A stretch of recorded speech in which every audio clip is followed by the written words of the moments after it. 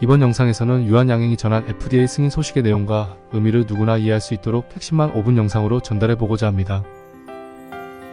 지난 20일 미국 FDA는 유한양행의 비소세포 폐암 치료제 렉나자와 글로벌 제약사 존슨앤존슨 자회사 얀센의 리브리반트 병용요법을 EGFR 엑선 19, 결실 또는 엑선 21, L858R 치환 변이가 확인된 국소 진행성 또는 전이성 비소세포 폐암 성인 환자의 1차 치료제로 허가했습니다.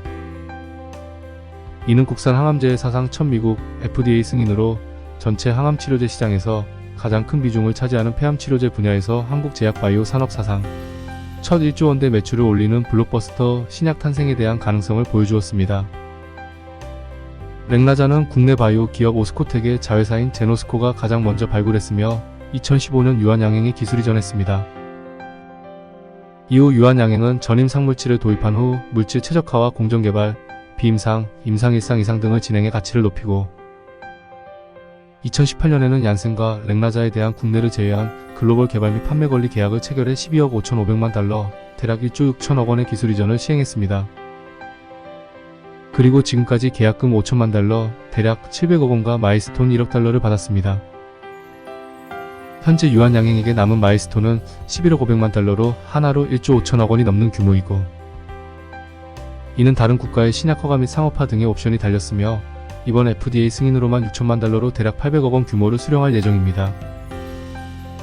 렉나자와 리브리반트 병용요법의 가장 큰 의미는 마리포사 임상연구에서 나타난 것과 같이 EGFR 변이 진행성 비소세포 폐암 환자의 1차 치료에서 우수한 효능을 입증한 점입니다. 이제 환자들은 오시머티닙보다 괄목할 만한 임상적 유익성을 제공해줄 새로운 1차 표준 치료법을 선택할 수 있게 되었습니다. 렉나자와 리브리반트 병용요법 1차 치료법은 내성이 복잡해지는 치료 후기 단계를 위해 화학요법을 유보하면서 가능한 최상의 환자 결과를 달성하는 것을 목표로 하는 표적 접근법을 사용하기 때문에 생존율이 수년간 정체된 분야에서 베스트 인 클래스 치료법을 개발한 의미를 지닙니다. 이제 유한양행이 가게 될 길은 명확합니다. 존슨앤존슨의 지휘하에 미국 FDA 승인을 시작으로 유럽, 일본, 중국 등 출시 국가가 확대되는 것은 시간 문제이고 이와 함께 유한양행은 남은 마일스톤과 로열티를 수령해 나갈 것입니다.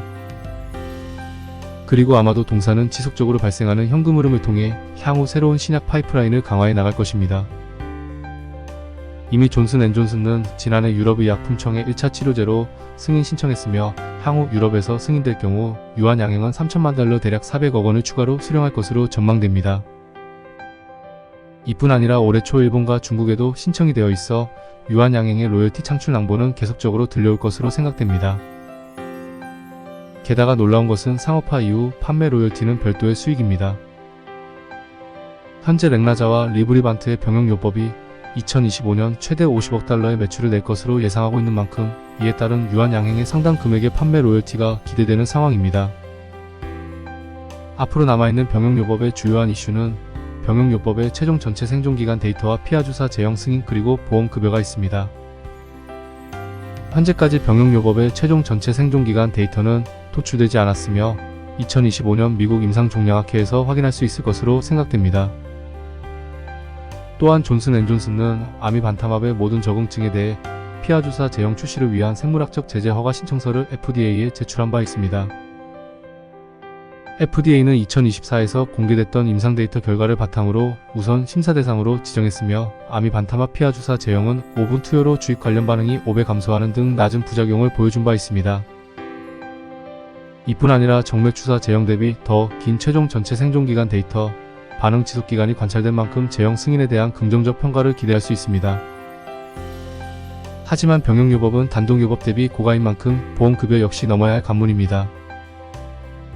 앞서 리브리반트는 EFGR 엑손 24빌변이 비소세포 폐암 표적 치료제로서 건강보험급여에 도전했지만 2년 이상 급여 진입에 실패한 바 있습니다. 또한 병용요법이 단독요법보다 효과적이라는 명확한 증거가 없으면 급여 인정에 어려움을 겪을 수 있습니다. 무엇보다도 일각에서는 공개된 임상 데이터를 바탕으로 타그리소가 보여주었던 폐암 치료제 시장 침투율을 재현하기에는 어려울 수 있다는 예측도 존재합니다. 바로 부작용 데이터가 주요한 이슈인데 부작용 데이터의 경우 타그리소 단독요법 대비 그레이드 3 이상의 중증 부작용 비율이 75%로 타그리소의 43%보다 높게 나왔습니다.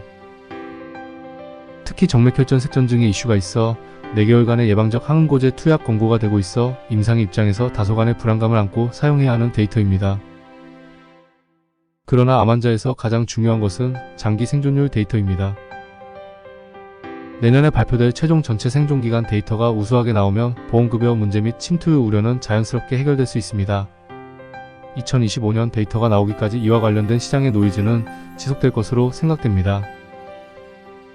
모쪼록 한국제약바이오 산업에 큰 획을 그은 유한양행의 모든 임직원에게 감사와 존경을 전하며 지하에서 행복해하실 영웅 유일한 박사님의 얼굴을 상상하며 영상을 마칩니다.